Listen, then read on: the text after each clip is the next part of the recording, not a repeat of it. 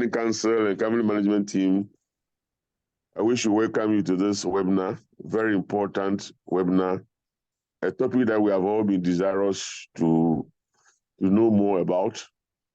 And we are doing this in collaboration with IFL. And IFL has been a partner of Kali for many, many years. They have been very supportive of our programs and initiatives. They've organized several training programs for us. And this is one of those training programs we haven't for us. I think 2 years ago, we had a series of workshops that they organized for us in collaboration with Kali. And I think that this year, we've not had too many of this, but we are sure of next year that we'll collaborate with them more and have more of these programs. I urge you to, we have a very resource person, and these are some of the challenges areas for us.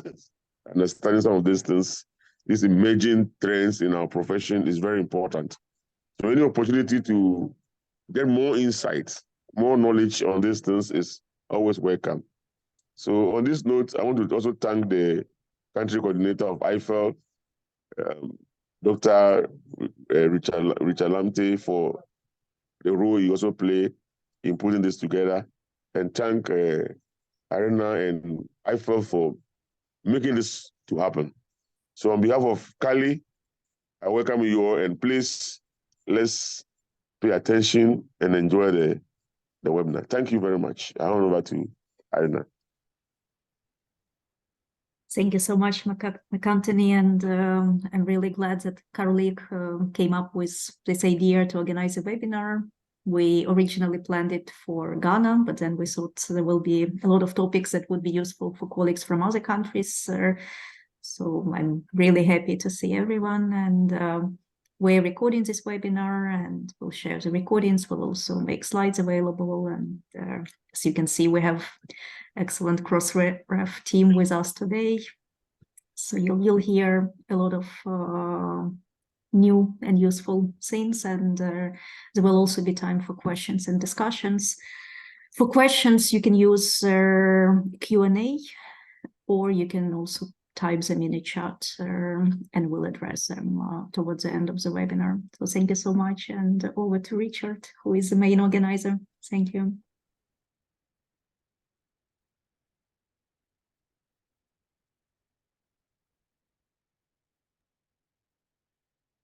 So the opening has been given already by Dr. Kobler, so I just want to also welcome you to this webinar. So Johannesson, you can go ahead. Thank you very much. Thank you very much, Richard. Thank you very much, Irina, and also Dr. McAntony for hosting us. So I'm just gonna share my screen.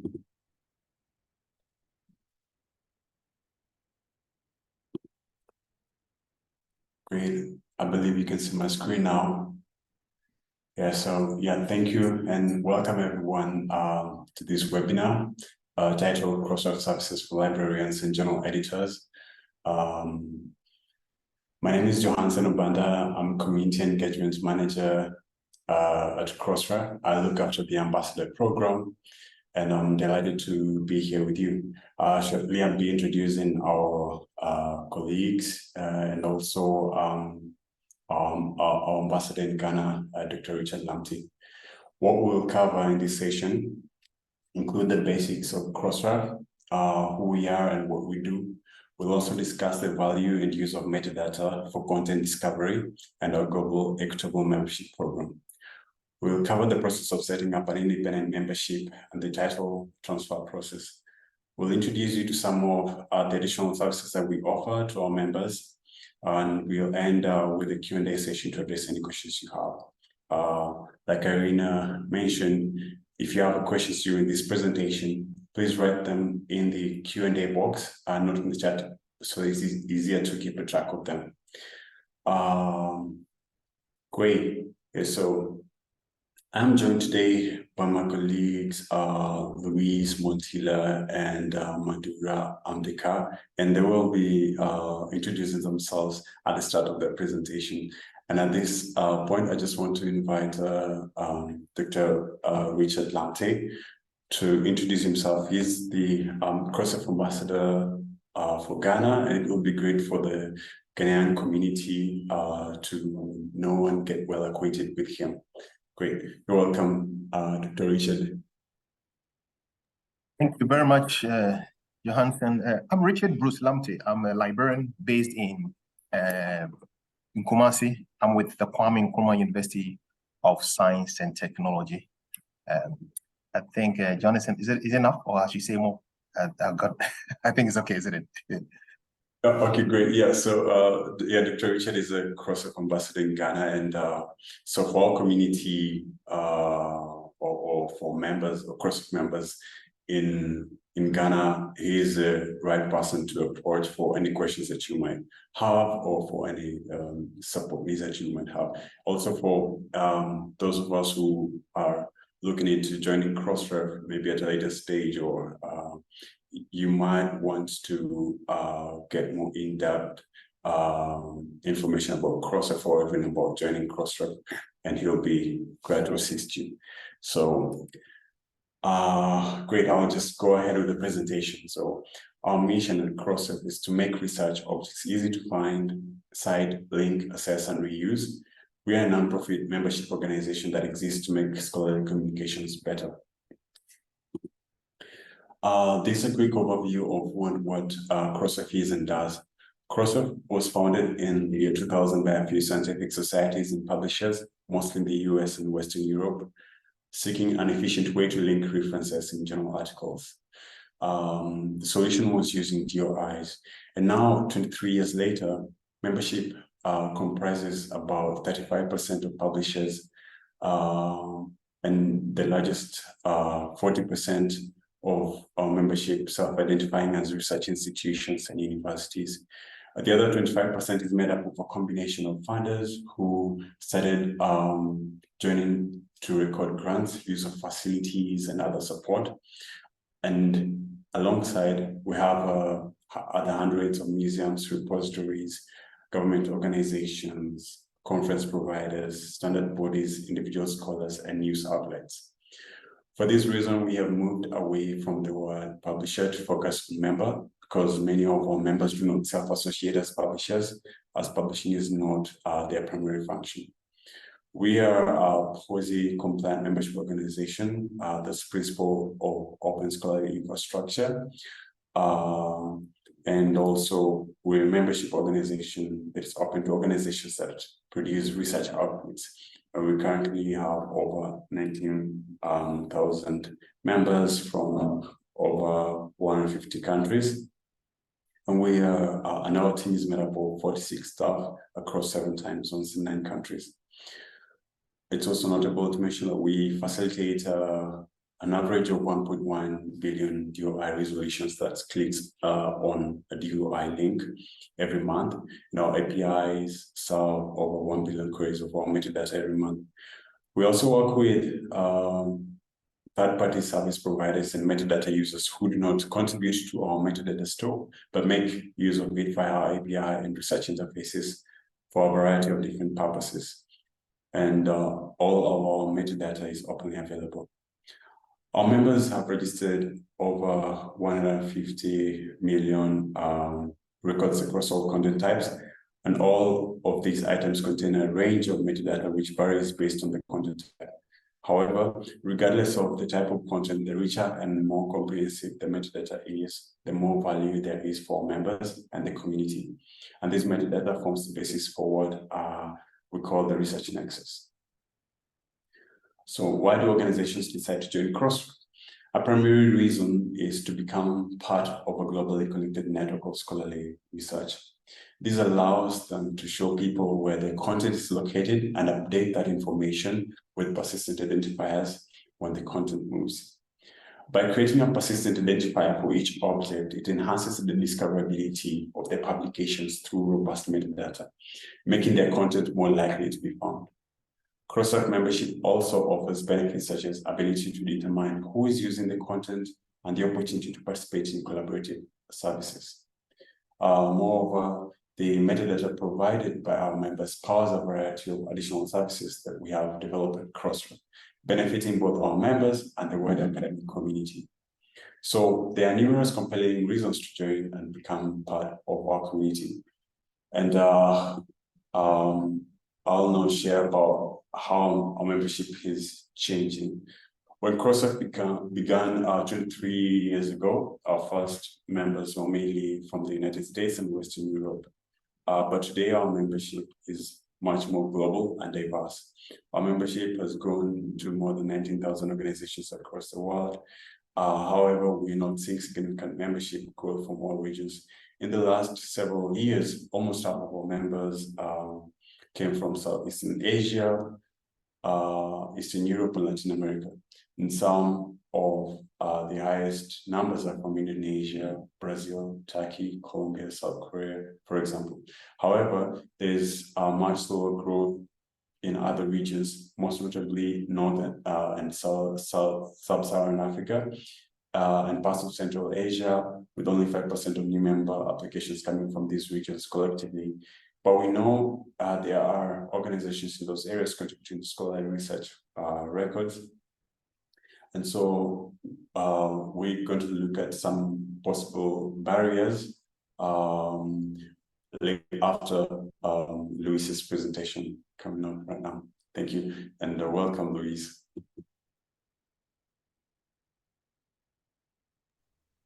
Thank you very much, Wanda.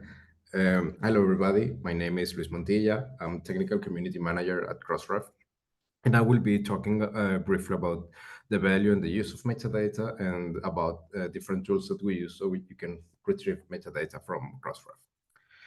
So we just heard that one of the benefits of joining Crossref is to improve the discoverability of publications and research. So how does this happen?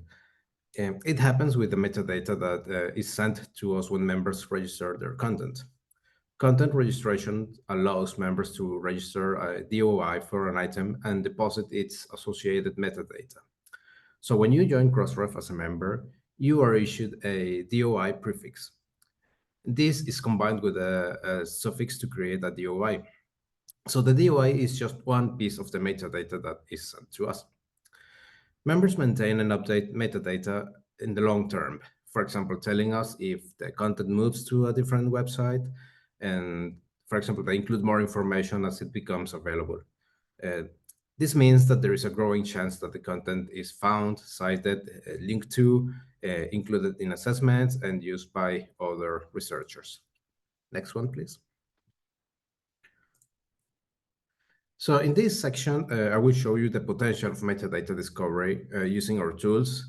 And it will be basically about our APIs, but more importantly, it's about the possibilities that the community have to interact with the vast network of relationships that we call the research nexus, which is a rich and reusable network of relationships. And it can also be seen as a scholarly record that the global community can build on forever for the benefit of society.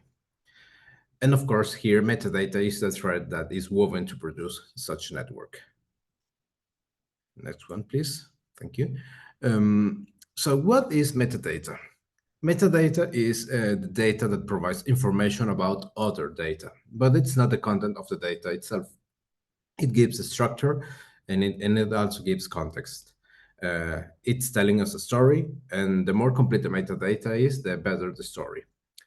Metadata is all around us, maybe more than when we realize. Today, we will talk about metadata in relation to research output, but there are many other examples of metadata in everyday life. Thank you.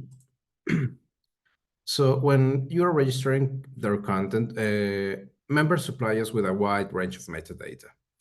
Basic metadata include things such as titles, authors, publication dates, issue numbers, ISSN or ISBNs, and basically anything that describes the content that you're registering. We also collect additional data about items being registered. This can include, for example, reference list, funding data, ORCIDs, license data, clinical trial information, abstracts, and data about relationships between different items. Information on errata, retractions, updates, and more can also be registered through our our Crossmark service. The metadata that is sent will vary based on the type of content that is being registered. We ask that you send us as much metadata as possible, and that it can be yet as accurate and clean as possible. The more comprehensive your metadata is, the more likely your content will be discovered and disseminated. However, this is only true if that metadata is accurate. So please don't worry about including information that you are not sure about. The records can always be updated for free. And in fact, we strongly encourage that you do that whenever you find more information to add to your records. Next, please. So why registering comprehensive metadata is important? Well, it's because many organizations and researchers use that metadata to find the content that you publish. Because Crossref metadata is standardized and machine readable, it is very useful to many organizations that create tools and different services using the metadata. For example, this can be author profiling tools, this can be manuscript tracking systems, library discovery services, metrics providers, and many more. And we receive over 600 million metadata queries per month across all our different search interfaces. Next one, please. So what does metadata do? Well, basically a lot. I'm mentioning here 4 things that metadata enables. We have heard about discoverability. The more metadata you include about a piece of content, the easier it is for others to search and discover, from researchers to organizations who use Crossref metadata to build their own tools and services for the research community. And for example, a few examples of how our books metadata project has shown that the books with basic metadata are more likely to come up in searches in Google Scholar. Journal articles with deposited references seem to be cited more than those without. Second, reproducibility is also critical. Researchers need to be able to build upon each other's work. Verifying and reproducing the results from earlier work is helped by metadata such as links to funding, protocols, research data, and peer review reports that help to create a complete picture of the work. In addition, metadata also helps determine the integrity of the research. Who funded the research? What are the affiliation of the authors? Could there be conflicts of interest, for example?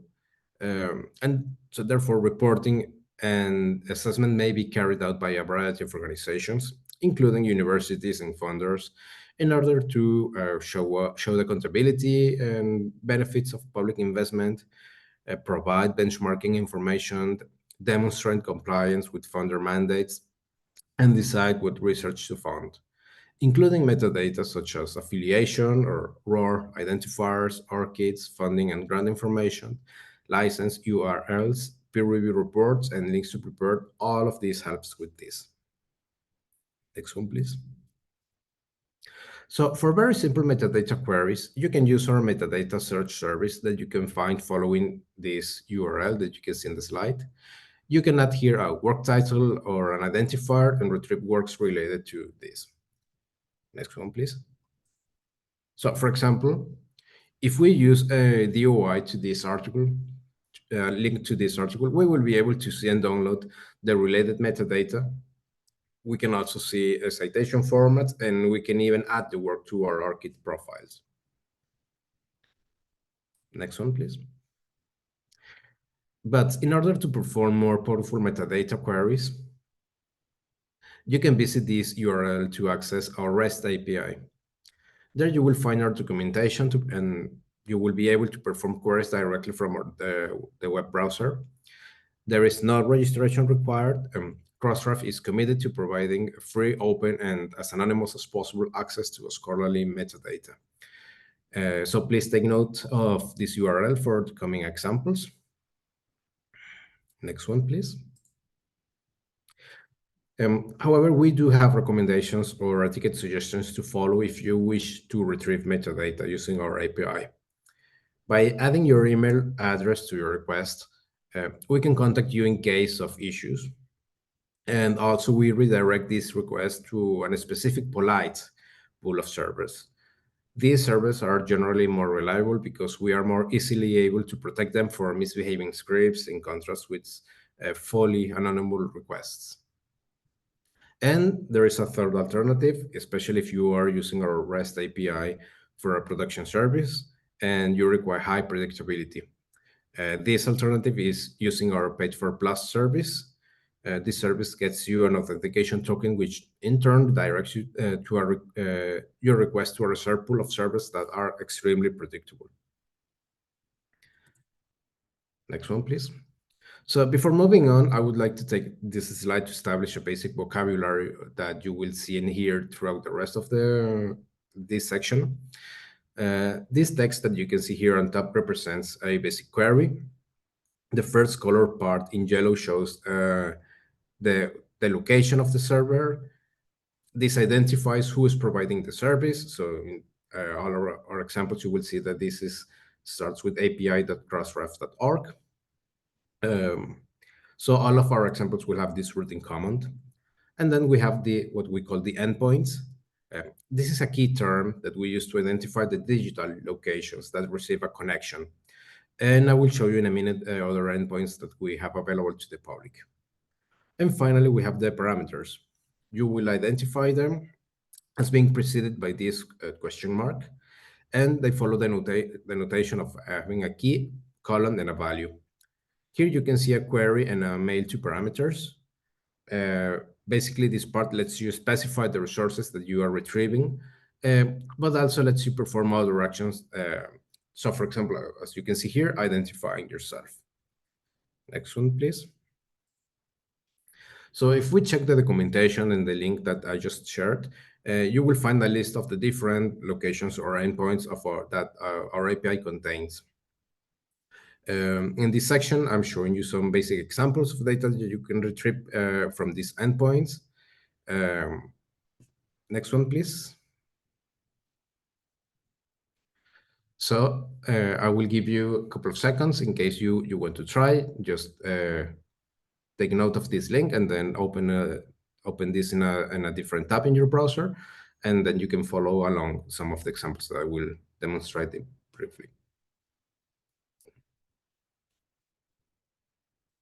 Thank you. Yes, please, next one. So you can see here the result of a basic query using a filter to retrieve only journal articles and searching for works that have Guyana as part of their affiliation. So as you can see here, this is part of the works endpoint. This is a screenshot of the result. This is a JSON file that you should be able to see in your web browser.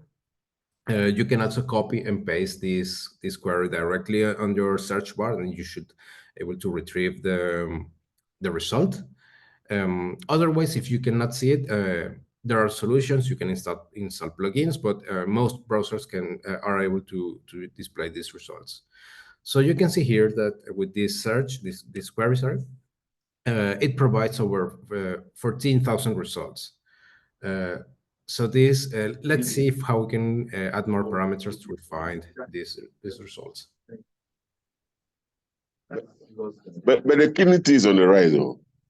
The young people too. The young people are here, even 27. Dominic have stroke. I still beat my imagination. Dominic, 27 years. Yeah, sorry, do you have a question? Oh, please carry on. Okay, thank you. So by adding a second filter to the same query, now we are retrieving all the works that specifically don't have an associated full text available. So we can see that with this, only 4% of the works don't seem to have a full text available. However, please be aware that we do not store actually the full text, only the metadata indicating if this is available or not. So I'm adding you here some of other examples that you can try. For example, if you can, we were basically querying for journal articles, but you can also query to retrieve books, posted content, grants. or if you just type this query that I added here, you can see all the types of content that we have included in our REST API. And with that, I will finish this section. I will be happy to answer any question in the Q&A box. Thank you very much. Thank you very much, Luis. Yeah, great. Thank you. And if you have any questions, just please use the Q&A, and yeah, Luis will be happy to answer. Yeah, so I'm gonna carry on with the Global Equitable Membership Program. Yeah, so over the years, we have heard from various communities about the challenges they face when looking to join Crossref. And the reasons may differ by region, but these are generally a combination of financial, language, and technical challenges. We know that for some, cost can be the largest barrier to joining. So our GEM program was created to help lower this barrier for organizations in certain regions. In the past, we had a limited fee assistance program to waive the content registration fees for members working under specific partner arrangements, but these programs were limited in scope. Learning from the experience of these partnerships, we expanded this program to provide greater membership, equitability, and accessibility to organizations located in the least economically advantaged countries. This new program now encompasses the annual fee as well as content registration fees. Eligibility for the program is based on a member's country, and our list of countries is predominantly based on the International Development Association IDA list, which uses the World Bank income classification. We have discussed this with the World Bank, which is also a Crossref member, and they also prioritize the IDA countries in their own strategies for access and that support. The list will undergo an annual review, and countries may be added or removed over time as economic situations change. And starting in January 2023, organizations based in countries listed in our GEM program have been eligible to join Crossref and contribute with their metadata to the scholarly record at no cost. And this is an overview of membership in Africa from GEM eligible countries. So I've listed the number of organizations in each country, and there are still many without any participation. But over time, more widely now, more organizations can join under the program. As you can see, recent updates, we have Ghana having 32 organizations. So we have 32 members joining under the GEM program in Ghana, or even maybe initially not part of the GEM program, but then automatically becoming GEM eligible and getting the annual fees waiver and the content registration fees waiver through the GEM program, and having about maybe 100 EISSNs in Ghana. The other institutions as well who are interested to join through the GEM program are very much welcome. GEM covers the annual member fees and the content registration fees for all content types. It does not cover similarity check or metadata plus. GEM eligible members are able to add these additional services to their accounts. However, there is a fee associated with them. Similarity check is a service we run in partnership with Turnitin. Members pay an annual administrative fee of $55 as well as document checking fees.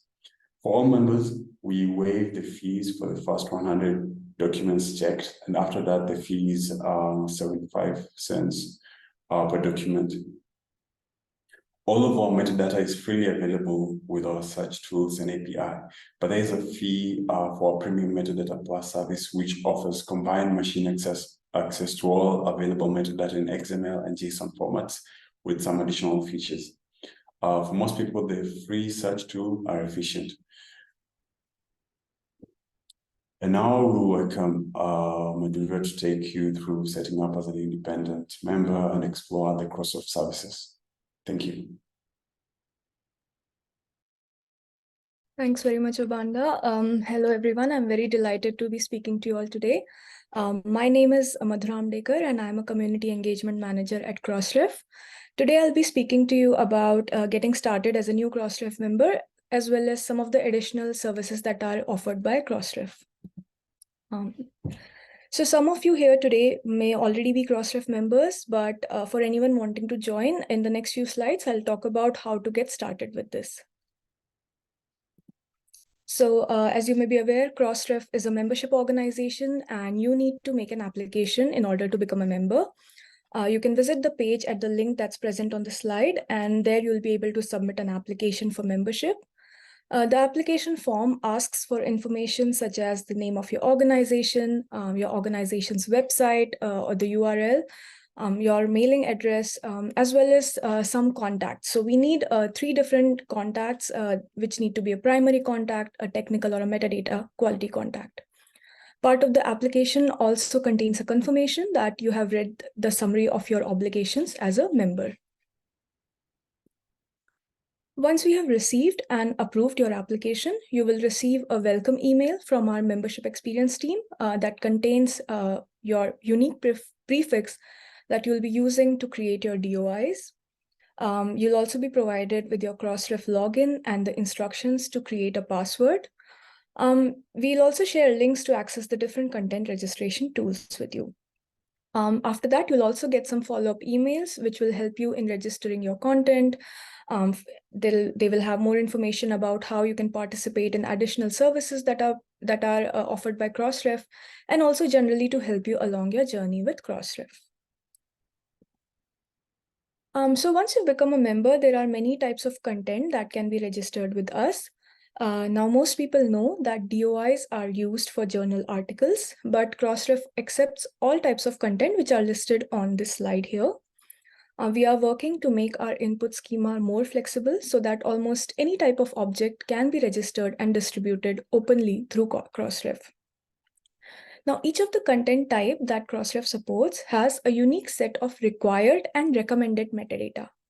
So required metadata is metadata that must be included, otherwise your submission will be rejected. On the other hand, recommended metadata is metadata that should be included because it helps to create a more complete metadata record. So as members keep on adding new content, they don't need to let us know if they're adding new content type or new title, and they can use the same prefix for all of their content types. There are several ways that Crossref members can register their content with us. So all the metadata that's been registered with Crossref, it's held in our system as XML. Members can choose to register their content with us by sending the XML files directly. But if you're not able to do that, we also have some helper tools available for this. What these helper tools do is that they collect the metadata and they turn it into XML behind the scenes. So one example of a helper tool is our web deposit form. And for members who host their content on the OJS platform from PKP, there's a Crossref plugin that helps you to add your metadata and then register it with Crossref. So in the next 2 slides, we'll be taking a quick look at the web deposit form and the OJS plugin method. So the web deposit form is our manual entry form. It's a very basic form. Basically, what you do is you enter your data field by field, and it'll write and submit XML for processing. So you can use this form for journal and book content, for dissertations, conference proceedings, and reports. To use this form, you don't need to know XML. You just need to type your information straight in. The one limitation is that this form is a bit limited in what it collects compared to what you can send via XML, but this form is very simple and easy to use. By using the web deposit form, you will not be able to deposit references, but once you complete your deposit, you can use our simple text query tool to register your references as well. The other method that I want to talk about is for our member organizations who use OJS. And because several of our members use OJS, some years ago, Crossref and PKP began a collaboration to create a less technical method for OJS users to register metadata with us and to help publishers and journals to take advantage of Crossref services. So to send us the metadata of your content using this method, there are 2 steps. In the first step, you will need to enable DOI plugin under the pathway that's given on the slide here. And then you need to choose the content that you want DOIs to be assigned to. For example, these could be journal articles. You then need to enter the prefix that was sent to you in your membership email and choose the suffix pattern. Once you have done so, the next step is to enable the Crossref specific plugin. Here, you will enter the name and email of the depositor and the username and password provided to you by Crossref with your membership confirmation. And so here is where you can find the Crossref plugin in your dashboard. The link is given on the slide here. There's also a link at the bottom of the slide, which contains more information about this process. There's complete documentation available on this. So you can check that out if this is of interest to you. So this was all about getting started as a new member and being able to deposit your content with Crossref. In this next section, I want to talk about some of the tools and services that are offered by Crossref that use the content deposited by our members. And I'm going to build upon some of the things that were already shared by Wanda and Luis earlier in the presentation. I'm hoping that this section would be of particular interest to journal editors in our audience today. So we know that editorial decisions, they have the power to influence what research is communicated and how. And therefore, Crossref has several tools that assist editors with demonstrating your editorial integrity. They do so by helping you assess a paper's originality and by properly labeling and connecting any updates, corrections, and retractions. So as an editor, one of your key concerns is ensuring the quality and integrity of what you publish. So there are several ways actually in which metadata that's deposited in Crossref. The way they have crafted this, please. So I was saying that there are several ways in which metadata that's deposited with Crossref can play a key role with research integrity. So for example, funders are joining Crossref to register their grants so that they can more easily and accurately track the outputs which are connected to the research that they support. So these grant records, they connect full funding information and include information on who the funder is, what the amount was, what the funding type was, and there are relationships between all of them, and this connects them to the research output. Metadata records also identify who contributed to a particular work, where the content lives, who contributed, and what their affiliations are. So if all this information is available and accessible, that can act as a signal of trust for any particular published output and contribute to the cause of research integrity.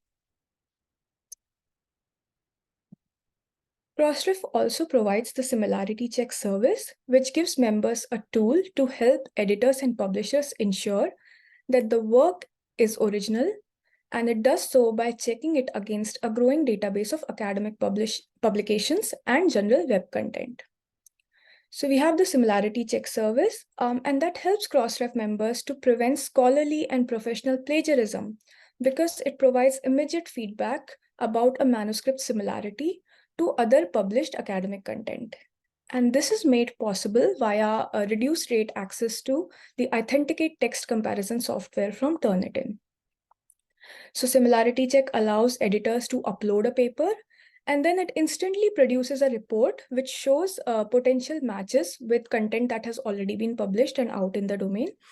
And it indicates whether and how much the paper overlaps with already published work. So using this report and using this software, the editors can assess the originality of the work before they publish it. And so it provides confidence to publishers and to the authors as well, and it acts as an evidence of trust for readers. This service does have additional fees. Another Crossref service that is very intricately linked with research integrity is Crossmark.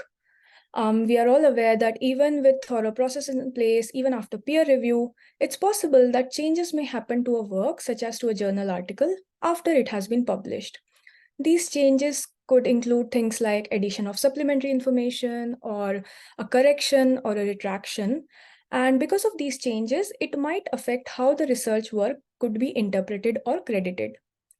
Now, it's important that your readers should know that these changes have happened to the research because they might want to cite it or they would be reading this. So Crossmark provides a way to communicate this information in a standard way across publishers so that researchers don't miss it. It also gives you a way to showcase additional publication information such as funding, license, and peer review details. So there's a Crossmark button, and using that, readers have quick and easy access to the current status of an item or a content, including information on any corrections, retractions, or any updates to the record. With just one click, you can see if the content has changed, and you can also access valuable additional metadata provided by the member, such as plagiarism screening status, information about handling editors, and peer review. So that was all about metadata and how it aids with research integrity. Another benefit of using Crossref services is that they maximize the discoverability of the content that you publish. So reference linking is a one such service because it makes it possible for readers to follow a DOI link from the reference list of a published work to the location of the full text document on a member's publishing platform. So when DOIs are registered, it means that content can be found and used alongside that of our members. We also ask our members to link their references using the DOI because it makes sure that content will be linked persistently to the work that it cites, and so that links to your publications won't deprecate over time and readers can find them long term. By reference linking, Crossref DOIs are displayed as URLs when you create your citation list, and it enables researchers to follow a link from a reference list to other full text documents, which helps them to make connections. When you're reading a paper, you can immediately access the publications that are present there, and that builds sort of a network of publications and helps researchers to discover new things. And because this is a DOI rather than just a link, this will remain persistent and can always be discovered. Other things that can help your content to get discovered include things like collecting information on who funded the research and the ORCID IDs of your authors. And if you have this information, then that also helps with discoverability because readers might search on using those criteria as well, and then that's when this content will get discovered. Abstracts and references are also important because they are distributed to our metadata subscribers and users, and that helps in making content more discoverable. So if you are collecting any of this information, make sure that it's being deposited with Crossref so that it can be used. Another thing that I want to talk about is metadata and reproducibility. Now, researchers need to be able to build upon each other's work. So if we can use relationships to connect outputs to the data that was used in a particular research work, the software that was used, the protocols that was used, the researchers, they can access all of these things and they can reproduce this work because this helps to create a complete picture of a work and allows researchers to build upon the work with others. They can not only corroborate what was done previously, they can also use this previously existing information to build upon their own work. So that's how metadata can also help with reproducibility. Finally, metadata is also useful for reporting and assessment, especially this is useful for universities and funders because they might want to show the accountability and benefits of public investment. And this can be done using affiliation metadata such as ROR IDs because that helps to show you what institutions did what research, who funded what work, and because of the funding, what did that lead to? For example, did any preprints or any conference papers or any data sets arise out of it? You can also identify reviews and comments via relationships. So research institutions and universities can use this metadata to show the impact of the work that they are funding and that they are associated with.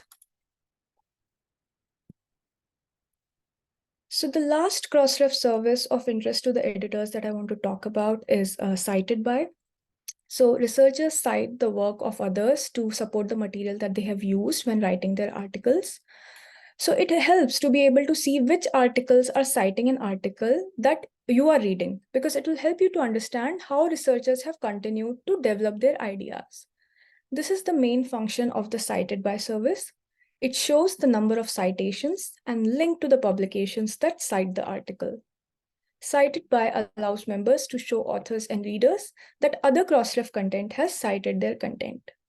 So members may request this information from Crossref and they can display it on their website in whatever format that they like. So that brings us to the end of today's presentation. I want to thank everyone for joining us today. We really hope that you found this information valuable. I also want to say that with our GEM program, we hope that Crossref membership is more accessible to organizations that wish to become members. It's because the value of Crossref comes from our members and the metadata that's registered, because it helps to create a reusable open network of relationships that connects organizations, people, things, and actions to be used by the global community. And to build this network for the global community, it must include input from all of our global community. So if you need any further help and information on what we talked about today, there are several links that are present on this slide. You can also email our support team, and you can also, if you have any questions, you can send them our way. We also encourage you to check out our community forum, where you can also post questions to the group in English or any other language. With that, I thank everyone once again. And if there are any questions, we are happy to take them. Thank you. Thank you so much. That was very comprehensive. Thanks a lot, Obanda, Luis, Madura. Excellent. I think you've covered everything. Thank you very much, Irina. Yeah. There is a message in the chat that people are ready to try. You really explained everything very well. Thank you. Any questions, colleagues? You can use a Q&A. If it's not very convenient, you can also type in a chat, or you can raise your hand and then I'll let you speak if you would rather ask your question.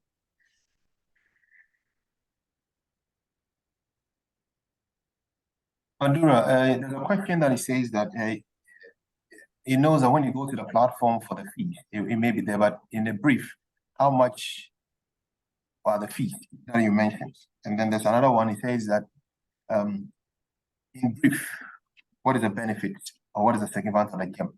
I think he didn't hear what you talked about. So in brief, thank you. Yeah,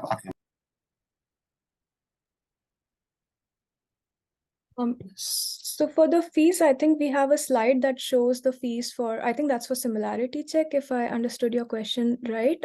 We had a slide that showed the fees for similarity check. And I'm sorry, I didn't hear the second part of your question. Could you repeat that, please? No, he's saying that the second part is that he wanted to know in brief the GEM program. Just want to describe what the benefit of it, in brief. I mean, he didn't hear what he said. That was why he wanted to hear from you again. And then the membership, the exact fee for the membership and all that. I can help with that. I think so. We have so for the GEM program, there's no annual membership fee or content registration fees paid for all content that you have. But then there is similarity check fees or metadata plus if you're using those services. But for regular members or those who don't join the membership program, need to pay an annual membership fee, which is the list tier costs $275 that's annually, and then $1 for every content registered or for every DOI registered at Crossref.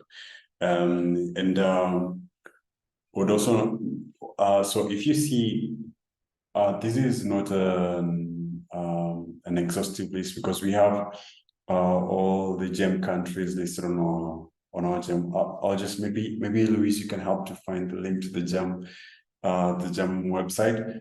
That we have more countries included, but this slide shows the GEM countries in Africa that are eligible to join Crossref without the annual membership fees or the content registration fees. So it will be free for them every other year until maybe they are out of the GEM list. Yeah, but if they are not GEM eligible, the annual membership fees apply, and that the lowest tier, or it depends on annual publishing revenue. But when there's no publishing revenue, we look at the annual expenses, for example, and if it falls below, maybe if it falls within the least tier, it will be $275. But then we also have our members can also join through sponsors. For example, for members who are in non-GEM eligible countries, you can join through a sponsor. We have a couple.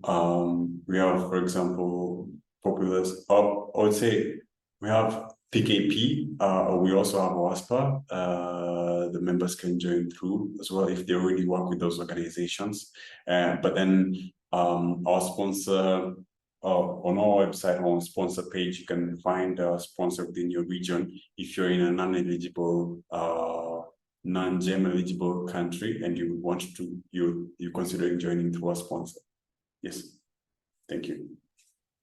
Thank you. There is also a question in a Q&A from Elizabeth. Please, can students register, and does the fee system apply to students? So maybe you can stress once again that all Crossref services for researchers are actually free and they don't need to pay anything, and you only join if you are a content provider. For example, you are a university that has journals or repositories and you want to get DOIs, and most likely students won't be doing that, but maybe you could expand on that, Obama. Yes, so Crossref is a membership organization for organizations that are producing some output. Yeah, and maybe if you are running a student journal, for example, you're welcome to join Crossref as a member. Yeah, you can have your student journal join Crossref, but for individual researchers or students, they can access our metadata, for example, using the tools that some of the tools that Louise mentioned earlier, like the open search or search. Yeah, I think that is one which is like I think one is more convenient for individual researchers to use. I also have the metadata query, but I have a preference for the open search URL that they can use. Yeah.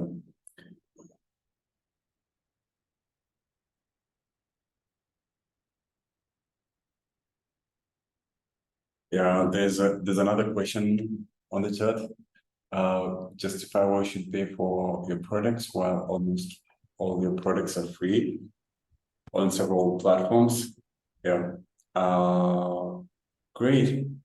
I believe I would say maybe our metadata is open and accessible. Or I'll stress that once again. I think maybe for example, maybe you can mention which services exactly that you need to pay for. We have, like, for example, the iAuthenticate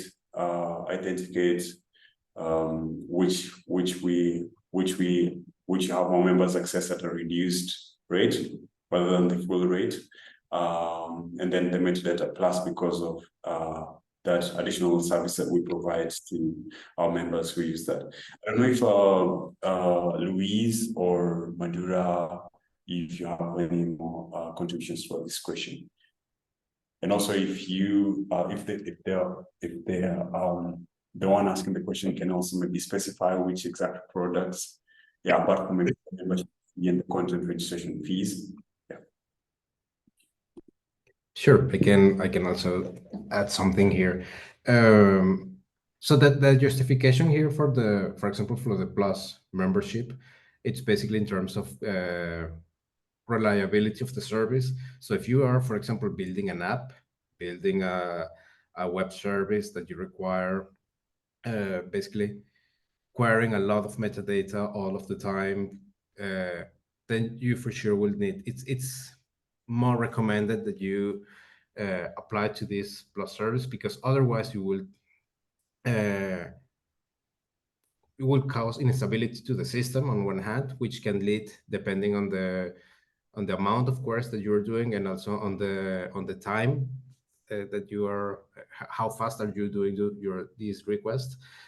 This might lead to maybe your IP being blocked. So in this case, it's more recommendable that you, well, either apply to the plus service or use our public data file that is also available on our website, also for free. But then, yeah, for sure, there is this option. It depends on what you need, for sure. But for example, our plus subscription service, it's aimed to this kind of production service. So it's more in terms of you are building something that requires a lot of communication with our API, and then you require reliability and a constant service. Jonathan, with the payment model, if someone is asking a question, is there any way of giving discounts? So, for instance, he says that I have some few colleagues around who are listening to what we are discussing. Now, he's asking, we currently have 12,000 records on a repository. So that means that if one document is $1, that means we have over $12,000 to pay. Is that correct? So if there's a way of giving a discount, if you cross 5,000, you get a discount, or if you cross 10,000 records, you get a discount, and all of that. Thank you. Yeah, great. Yeah, thank you. I think I don't know, is that a member from like Ghana, for example, or is it like from a non-GEM eligible country? Oh, he's here. He's in my university, Kwame Nkrumah University of Science. He's a librarian here. Yeah. Yeah. So it's a Ghanaian organization, right? Yeah. So once again, that member will join Crossref for free and would register all those content, even back files, for free. No need to pay anything through the GEM program. Yeah. So any organization here present that would wish to join Crossref and has any amount of back files, they can join Crossref for free, and then they're able to register all of their content, even back files, for free through the GEM program. And if there are any questions with that process, also our technical support team is able to assist after the onboarding onboarding part of the membership. Yeah. So I'd like to emphasize that the countries that are listed here, these are GEM eligible countries. So if you're coming from Benin, or if you're coming from Zambia, I don't know who else is joining